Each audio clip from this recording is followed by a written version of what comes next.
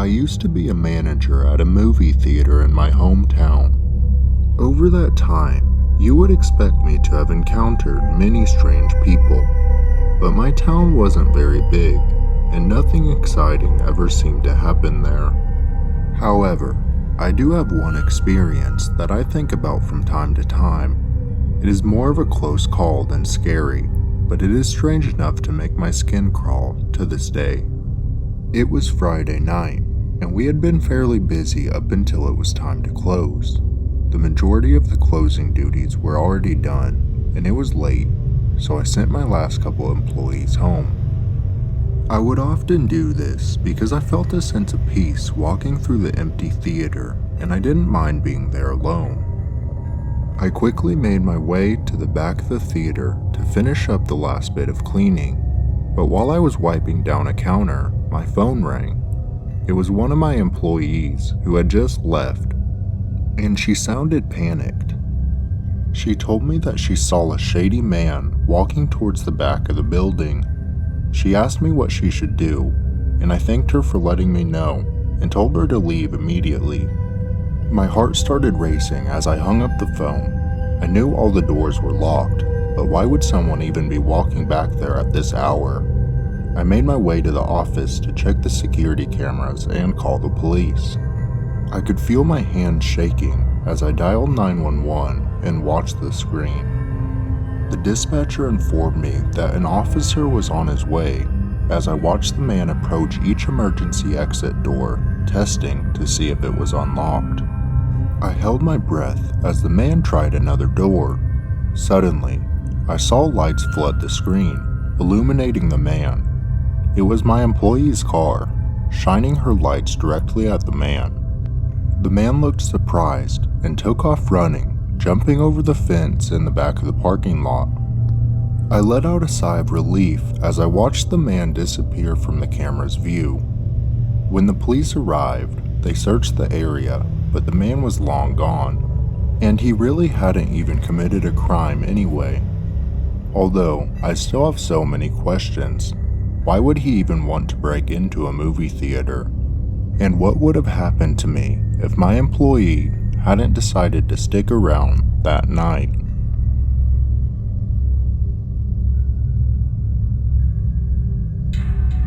At the time of this story, I was in my 20s, and I was in a long-time relationship with my high school girlfriend. We weren't the type of couple that enjoyed going on dates. We would rather a night at home than a night on the town. I remember this particular night, we decided to go against our norms and go on a date. I had been nagging my girlfriend all week about a new movie I wanted to see. And as it was a weeknight, I knew the theater wouldn't be busy. So we arrived at the theater, purchased our tickets, popcorn, and other snacks, and we made our way down the long hallway until we got to the theater showing our movie.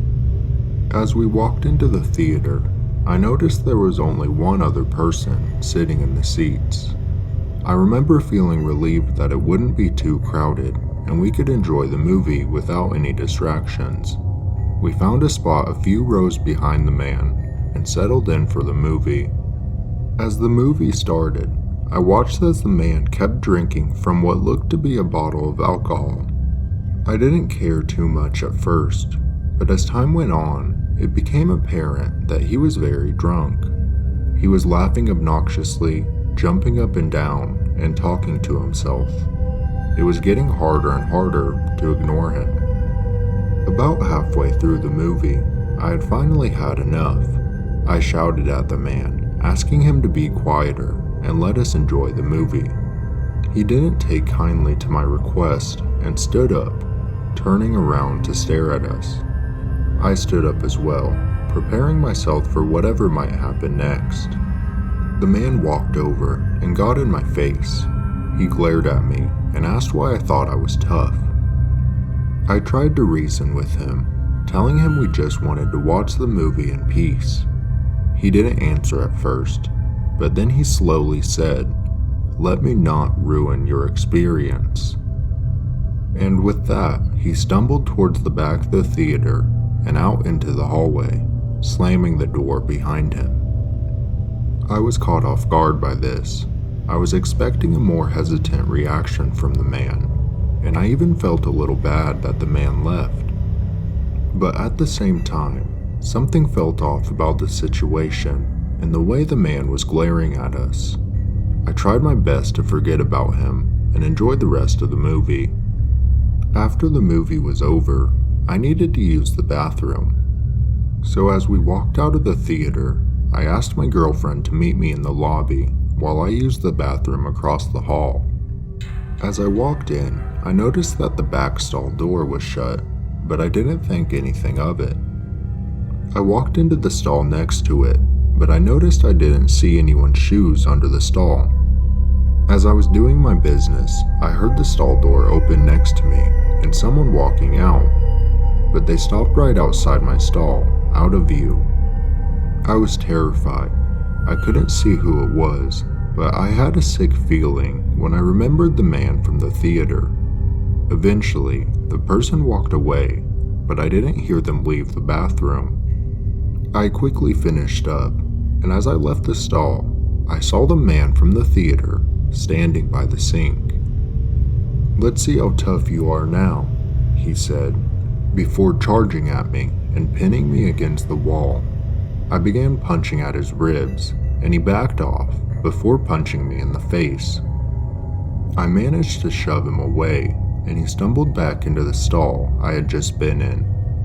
He grabbed at the toilet to help himself up, and as he did, I saw him pull an object from his pocket. That's when I saw the flash of light reflecting off of it and realized it was a knife. I knew I had to get out of there, so I took off out of the bathroom and down the hall towards the lobby. I didn't look back, even though I could hear he wasn't following me. I found my girlfriend and ushered her to the car without telling her what had just happened. I didn't want to scare her, but I knew we had to leave right away. It wasn't until we got back home that I finally told her what had happened. I would have reported it to the police, but I have a bad past with law enforcement, and I didn't want to go through the headache of filing a report. I just take this experience as a lesson to be careful who you speak to, because you never know what they are capable of. My first job was working at a movie theater, and I worked there for a little over a year. While working there, I met 3 other guys that ended up being some of my closest friends. Once a month, when we were all working together, we would stay after close and watch a movie in one of the theaters. It was such a cool experience, grabbing loads of snacks and having the entire theater to yourself. Now, I have never been a big believer of the paranormal, but on one of these nights, we experienced something that none of us can explain. On this particular night, we had just started the movie when one of the guys complained about someone leaving the light on in the projector room. We all swore that it was turned off before, but someone eventually went to turn it off. It was a bit of a hassle, as you had to climb up a small flight of stairs to get to the room, but we thought nothing of it. About 10 minutes later, as we were all watching the movie, we noticed the light turn back on behind us. We all looked at each other in confusion. We all knew that we had turned it off, so why was it back on again? We all agreed to go back up and check it out together. We climbed up the stairs and entered the room, but we didn't find anyone there. We searched the entire room, but it was completely empty. This was weird, but we didn't want it to ruin our night, so we turned off the light once more and returned to watching the movie. All was normal after that, and we almost forgot about the strange incident. But then, out of nowhere, the screen went blank and the lights in the theater came on. It was as if someone had flipped a switch. We all jumped up in surprise and confusion. We had never experienced anything like this before. We quickly realized that something wasn't right. We didn't even question it. We just started cleaning up and packing up as fast as we could. We didn't finish the movie or stick around to investigate any further. We just wanted to get out of there. As we left the theater, we all exchanged nervous glances. None of us could explain what had just happened. We tried to brush it off as a technical glitch, but we didn't ever watch a movie after hours again after that.